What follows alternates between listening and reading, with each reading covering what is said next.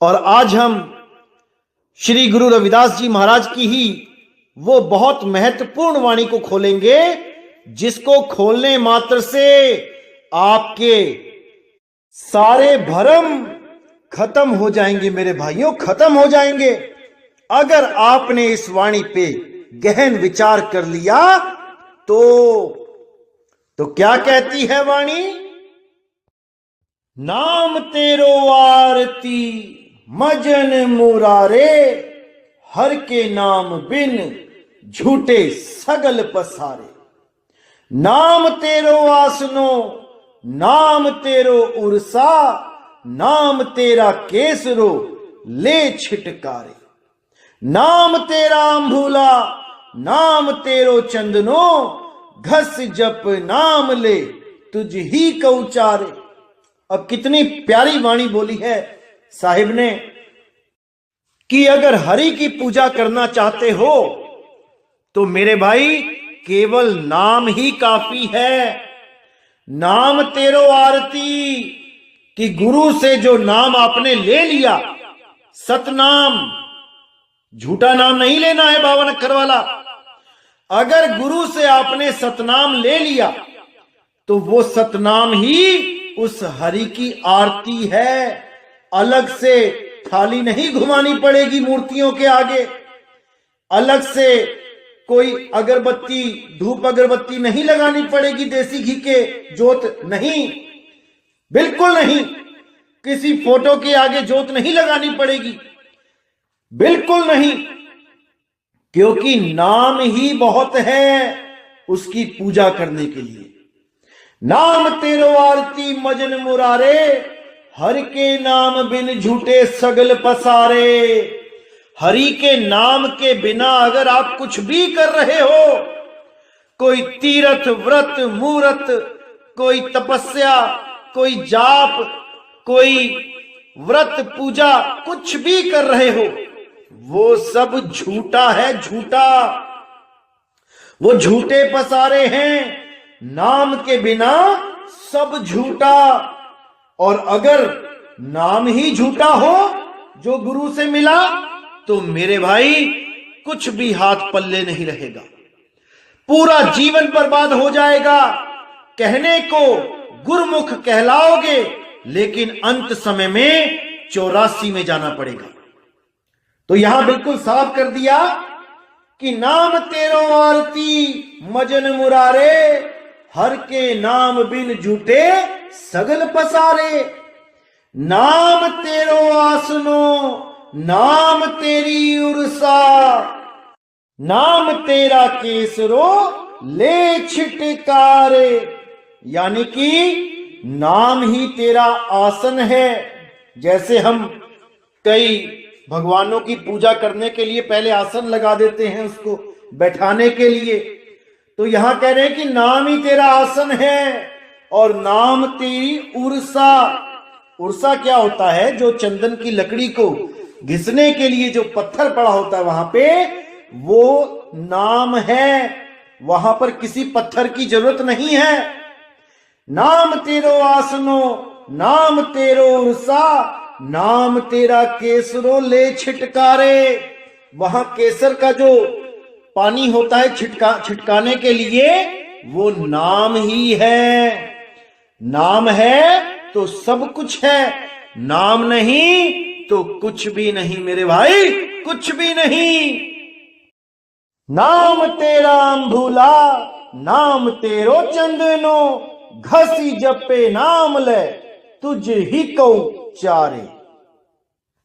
यानी तुम्हारा नाम ही वो पवित्र जल है और चंदन है जो मैं प्रभु के ऊपर वारता हूं। वही नाम का जब मैं सिमरण करता हूं तो मुझे अलग से कोई शुद्ध जल, कोई सुगंधित जल वहां छिड़कने की जरूरत नहीं पड़ती, कोई चंदन घिसने की जरूरत नहीं पड़ती। नाम तेरा दीवा नाम तेरो बाती, नाम तेरो तेल ले माही पसारे। कि नाम का सिमरण करने से ही वो दिया, वो बाती, वो तेल, सारे कार्य सिद्ध हो जाते हैं। मुझे बार बार मार्केट में नहीं भागना पड़ता कि तेल खत्म हो गया, घी खत्म हो गया, दिया टूट गया, बत्ती खत्म हो गई। अरे भाई, ये सब कर्म कांड हैं, इनको त्याग दो। कबीर साहब, नानक साहब, रविदास साहिब ने कभी नहीं कहा कि तुम ये देसी घी जलाओ, ये अखंड जोतें लगाओ, ये मूर्ति पूजा करो, ये कैलेंडर की पूजा करो, फोटो की पूजा करो, फ्लैक्सों की पूजा करो। अरे नहीं भाई, केवल नाम ही काफी है तुम्हारी मुक्ति के लिए। अलग से तुम्हें कुछ नहीं करना पड़ेगा, बस तुम्हारा नाम सतनाम होना चाहिए, झूठा नाम नहीं होना चाहिए, बस सतनाम ही काफी है। तो आगे क्या कहते हैं? नाम तेरे की जोत लगाई, भयो जियारो भवन सगलारे। यानी तेरे नाम की जो मैंने जोत लगाई, वो देसी घी की जोत नहीं लगानी है, जो ये सारे संत मत के नाम पे, कबीर साहब के नाम पे अपनी अपनी दुकानें खोल के बैठ गए, मंदिर खोल के बैठ गए, कबीर साहब की मूर्तियां बना के बैठ गए और देसी घी की जोतें लगा रहे हैं 21-2100 रुपए लेके। अरे ये सब बंद कर दो मेरे भाई, ये सब पाखंड है। कबीर पंथ में, असली कबीर पंथ में इसकी कोई जगह नहीं है। ये सब पाखंड है मेरे भाई, सब पाखंड है। तो यहां पे नाम की महिमा बताई जा रही है कि नाम तेरे की जोत लगाई, वो नाम की जोत है मेरे भाई, नाम की। भयो जियारो भवन सगलारे। भवन यानी ये शरीर, ये मंदिर। अगर वो नाम की जोत जल जाए तो हर मंदिर में उजियारा हो जाएगा। तो उस देसी घी की बात नहीं हो रही यहां पे, ये भाई सतनाम की बात हो रही है। तो आगे कहते हैं, नाम तेरो तागा नाम फूल माला, भारे 18 सगल जूठारे। तेरा किया तुझ ही किया, अर्पो नाम तेरा तू ही चवर ढोलारे। अब यहां पर साहिब क्या कह रहे हैं कि नाम तेरो तागा नाम फूल माला, भार 18 सगल जूठारे। यानी कि जो माला मैं तुम्हें अर्पण करना चाहता हूं, उसकी जो धागा है उसका और जो फूल हैं वो नाम ही है। अलग से कोई फूल माला लाके तुम्हारे ऊपर अर्पण करने की जरूरत नहीं है। और भार 18 सगल जूठारे, अगर नाम नहीं है तो भार 18, भार यानी वेट, भार वजन किसका? 18 पुराण का। कि अगर तुम्हारे पास नाम नहीं है तो 18 पुराण क्यों ना पढ़ लो, केवल भार ही है वो, इससे ज्यादा कुछ नहीं।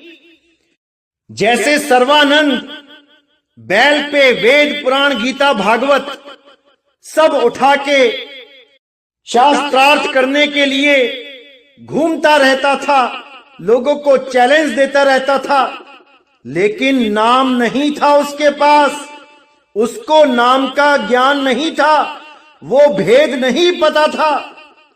इसलिए कबीर साहब के पास जब वो चैलेंज करके पहुंचा तो वहां पे वो हार गया, वरना वो सर्वाजीत हो जाता। सर्वानंद ब्राह्मण से सर्वाजीत हो जाता। अगर वो कबीर साहब से ना हारता तो उसके पास क्या था?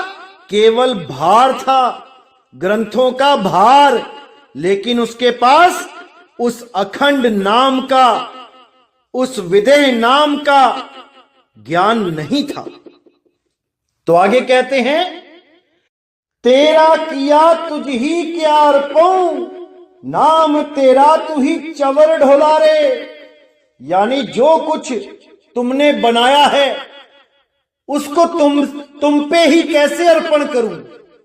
जो तुमने ही बनाया है उसको तुम्हारे ही ऊपर कैसे अर्पण करूं?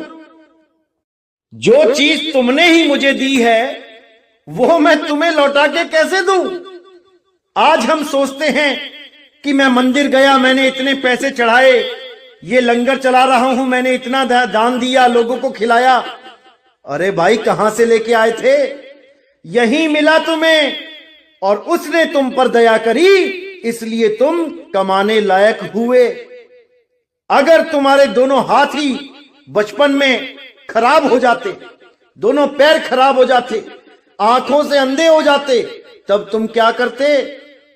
तो जो कुछ किया उसने किया, तुम्हारा तो केवल नाम हो रहा है।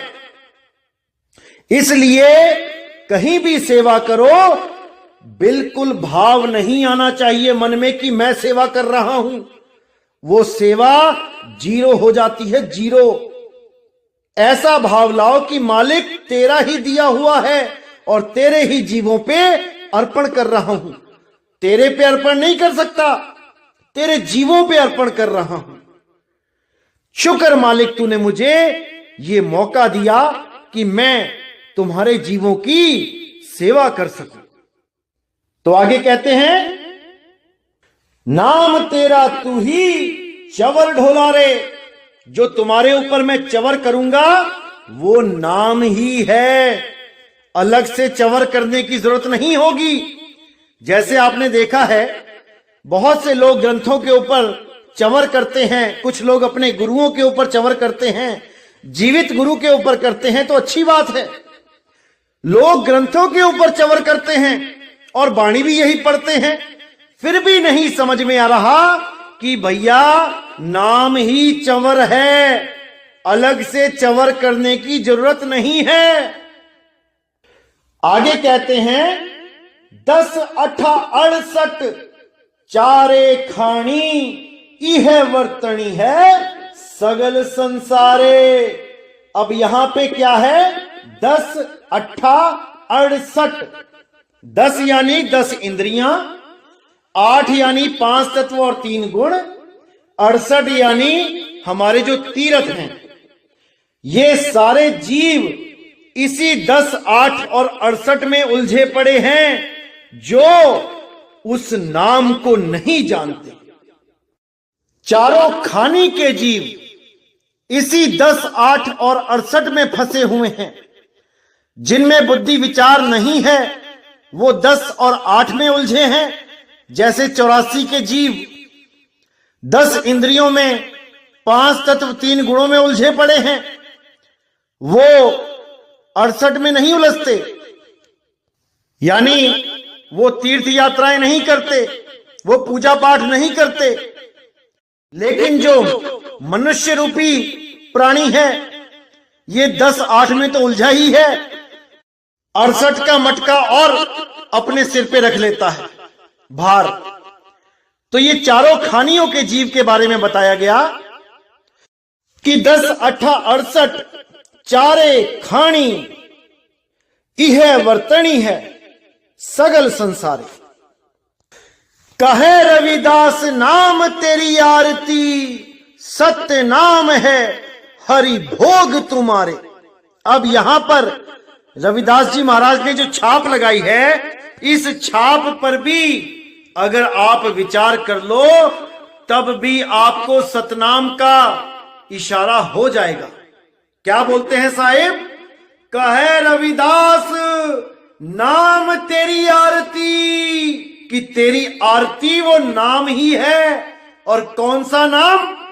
सत्य नाम है हरि भोग तुम्हारे, कि जो तुम्हारा प्रसाद है, जो हरि भोग है, वो ही सतनाम है। ओम सोहम सतनाम नहीं है। ओम सोहम काल का नाम है, अक्षर पुरुष का नाम है, परमात्मा का नाम नहीं है, नहीं है, नहीं है। इसको अच्छी तरह समझ लो मेरे भाइयों, क्योंकि सतनाम ही वो परमात्मा का नाम है जो अति गुप्त है, जिसको खोलने के लिए इस 13वें पंथ को उजागर करने की बात करी थी कबीर साहब ने। जिसके लिए बोला था घर घर होगा बोध विचारा। किसका बोध विचार होगा? सत्य नाम का। सत्य नाम का। सत्य नाम ही वो नाम है जिसके द्वारा आप इस भव सागर को पार कर सकते हो। अरे सत्य नाम को सिमर के तर गए पतित अनेक, तेही कारण नहीं छोड़िए सत्य नाम की टेक। सत्य नाम की टेक। सत्य नाम से दूर नहीं होना है। सत्य नाम है सार। बूझो संत विवेक करी और उतरो भवजल पार। सतगुरु का उपदेश यही। अरे ये सतगुरु का उपदेश है कि सत्य नाम ही सार है, उसके अलावा सब असार है, मिथ्या है, झूठ है, पाखंड है मेरे भाई, पाखंड है। इसी चीज को अन्य संतों की वाणी में भी बताया गया, लेकिन वहां पे थोड़ा सा अलग इशारा दिया गया।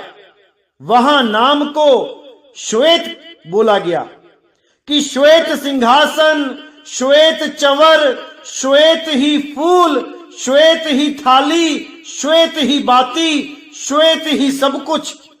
वहां श्वेत बोला गया कि वहां सब सफेद ही सफेद है। अब ये अज्ञानी जीव जो गुरु बन के बैठ गए, इन लोगों ने क्या घोषणा कर दी कि वहां पे सब कुछ है। वहां पे चवर भी है, सिंहासन भी है, फूल माला भी है, थाली भी है, और ये नहीं समझ पाए कि इसका भाव क्या था। जैसे इस वाणी में बोला गया कि नाम तेरो आरती, नाम तेरो उर्सा, नाम तेरो दिया, नाम तेरो बाती। तो अब कोई बोले कि ये सारी चीजें नाम रूपी तत्व से बनी हैं, जैसे मिट्टी का दिया होता है, चंदन की लकड़ी होती है, तो ऐसे कोई बोले कि नाम रूपी तत्व से सब कुछ बना है, तो उससे बड़ा कोई मूर्ख नहीं है, क्योंकि वो पढ़ तो रहा है क्या लिखा है, लेकिन उसके भाव नहीं समझ पा रहा। इसी तरह जहां पर भी श्वेत सिंहासन, श्वेत चवर ऐसे करके लिखा गया वाणियों में, ये श्वेत क्या है? ये बेदाग आत्म स्वरूप है। श्वेत इसलिए बोला क्योंकि इसमें कोई दाग नहीं होता। सफेद रंग उज्जवल होता है, निर्मल होता है। तो वहां पर आत्म स्वरूप के बारे में बताया गया कि आत्म स्वरूप ही सिंहासन है, आत्म स्वरूप ही थाली है, आत्म स्वरूप ही दिया बाती है। उसी आत्म स्वरूप को यहां पे नाम करके बताया गया कि नाम ही तेरा दिया है, नाम ही तेरी बाती है, नाम ही तेरा चवर है, नाम ही सिंहासन है। तो ये वाणियों के भावों को ये काल के दूत नहीं समझ पाते और जीवों को उलझाने के लिए ताना बाना बुन देते हैं। लेकिन आप चिंता मत करें मेरे भाइयों, ये काल के दूत जितने शातिर हैं, परमात्मा के हंस इनसे 4 कदम आगे हैं। बंदी छोड़ ने ऐसा विवेक देके भेजा होता है कि कोई भी काल का जाल हो वो उसे काट देते हैं, पल भर में काट देते हैं, और अन्य जीवों का विवेक इतना जागृत कर देते हैं कि वो जीव भी समर्थ हो जाते हैं उस काल के जाल को तोड़ने में। तो मेरे भाई बिल्कुल चिंता मत करना, आपका ये भाई आ चुका है आप सबकी मदद करने के लिए। आप बिल्कुल चिंता मत करना, बस एक एक चीज को अच्छी तरह समझते जाना, बस। और मैं कुछ नहीं कहूंगा आपसे। अपने आप इतना सामर्थ्य आ जाएगा आप लोगों में कि मेरी भी जरूरत नहीं पड़ेगी। आप खुद इतने सामर्थ्यवान हो जाओगे कि आप स्वयं नीर शीर का निबेड़ा करने लग जाओगे, 100% करने लग जाओगे मेरे भाइयों। विश्वास करो, विश्वास करो अपने इस भाई पे। तो मेरे भाइयों, आज का सत्संग मैं यही समाप्त करता हूं और एक बार फिर आपसे कहना चाहूंगा कि रविदास जी महाराज जी के जन्म दिहाड़े पे आपको हमारी तरफ से लाखों बधाइयां और संपूर्ण विश्व में बैठे हुए संत प्रेमी सज्जनों को नितिन दास की तरफ से कोट कोट वंदना, कोट कोट बधाइयां। संतों के आशीर्वाद से आप सब मेरे भाइयों का जीवन सफल हो जाए, मेरी बस यही अरदास रहेगी सब संतों के चरणों में। तो इसी के साथ मेरे भाइयों मुझे विदा करें।